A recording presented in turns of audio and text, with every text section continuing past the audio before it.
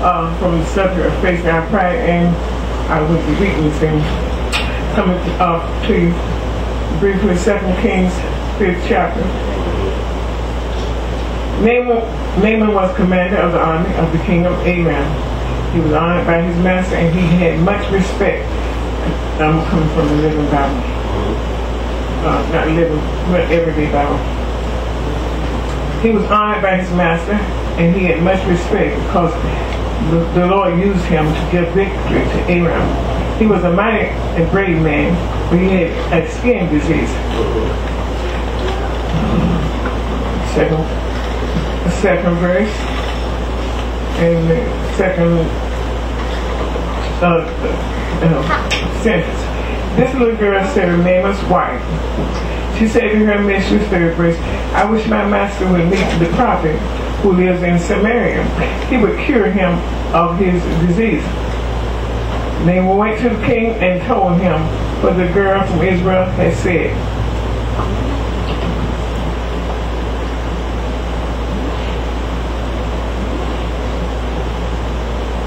What the girl from Israel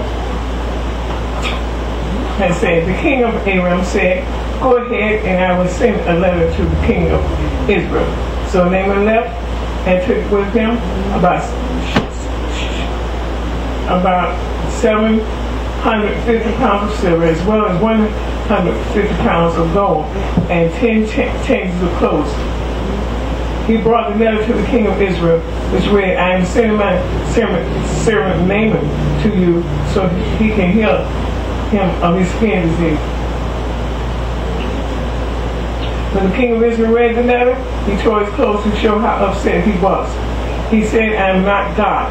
I can kill and make alive again. Why does this man send someone with a skin disease for me to heal?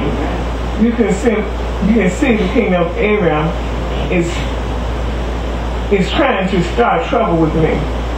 When Elisha, 8th verse, the man of God heard that the king of Israel had torn his clothes, he sent the king of this message. Why have you torn your clothes? Let Naaman come to me. Then he will know there is a prophet in Israel. First off, facing our pride and our weakness. And Naaman is such a man that had to face his pride and his weakness. His pride was his weakness, and vice versa. So we thank God about concerning this little girl. Was his maid. It worked as a maid, and she suggested that whether he would meet the prophet in Samaria, I wish he would meet him, because I believe he can cure him of his disease. And so he was told, the little girl said this, and he set off to go to that prophet, the prophet Elisha, which was a man of God. And Prophet Elisha in the 7th verse was that it lets us know here that he said he was not God. He couldn't kill and he couldn't make alive again. And asked the question, why does this man send someone with a skin disease for me to heal? He said, you can see that the king of Aram is trying to start trouble with me. And then went on and said, he had heard that the king of Israel had torn his clothes. He sent the king a message, asking him, why did you tear your clothes? Let Naaman come to me, then he will know that there is a prophet in Israel. So Naaman went with his horses and chariots, Elisha's horse, and stood outside the door. Naaman went with his horses and chariots to Elisha's house and stood outside the door. Elisha sent Naaman a messenger who said, go and wash in the Jordan River 7 times. Then your clothes will be healed and your skin will be clean.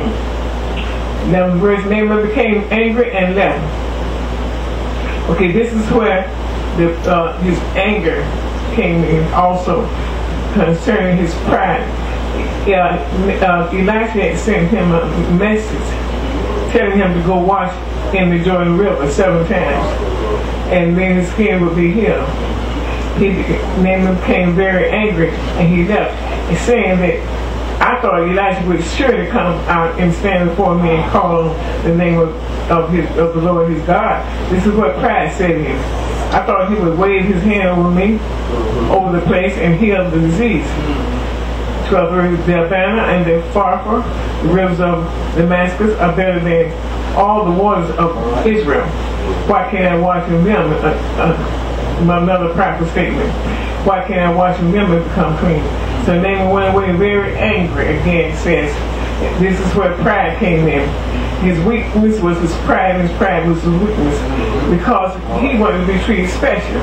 There's people like that, even today, they want you to treat them special. Give me special treatment. Treat me better than you do anybody else. They act like they're doing you a service if they come to your church. Let me stand out and call my name and say a lot for me. I'm doing you a real favor to be here. You know, they're doing really God a favor. It's your God on something. But so was the case with Naaman. He came, and so Elijah sent him a message: go wash in the river, and you will be clean. Told him to go wash, and he told him in the river that he would be clean. And he said, sure, I thought he'd come out and meet me. That's not, I'm special. Come out and pray for me and wave your hand over me. And then why didn't you tell me about the rivers of Abana and Pharpar, the rivers of Damascus?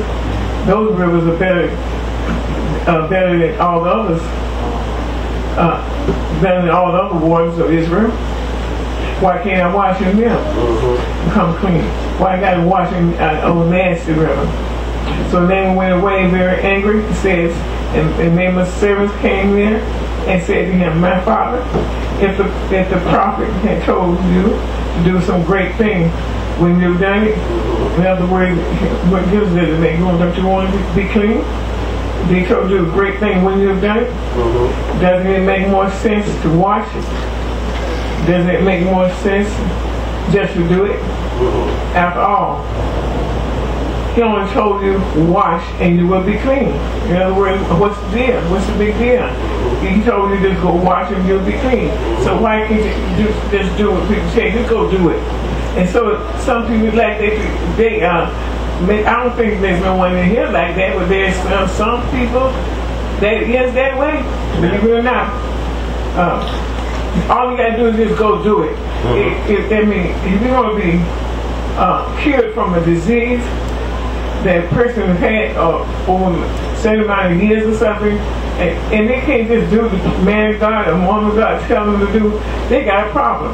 And that's pride and weakness. They're in the pride. So the people that worked for him told him, won't you just do what he told you to do? And 14th verse says, so Naaman went down and dipped in the Jordan 7 times. He told him to dip in the Jordan River 7 times. Just as Elijah had said. No doubt he probably wanted to dip 7 times. Why can't he just dip 1 time and be done with it? Told him to do it 7 times. Maybe Naaman knew that. Maybe Elijah knew that it was going to take that many times for him to get over his pride issue. Amen. Then his skin became new again, like the skin of a child, and he was clean. Now you see the other rivers, Abana, Damascus, and Pharpar River, whatever, they may not get the job. Who knows? Elijah knew what was best for him. 15 verse Naaman, and maybe that's why he didn't come outside, because he knew that he was in the pride. Maybe he knew that. The 15th verse Naaman and all of his group returned to Elisha. He stood before Elisha and said, look, I know now there is no God in all the earth except in Israel. Now please accept a gift from me. 16, but Elisha said, as surely as the Lord lives, whom I serve, I won't accept anything. Naaman urged him to take the gift, but he refused. Then Naaman said, if you won't take the gift, then please give me some soil, as much as 2 of my mules can carry. From now on, I'll not offer any burnt offering to sacrifice to any other gods but the Lord. 18th verse, but with that, Lord, pardon me for this. When my master goes into the temple of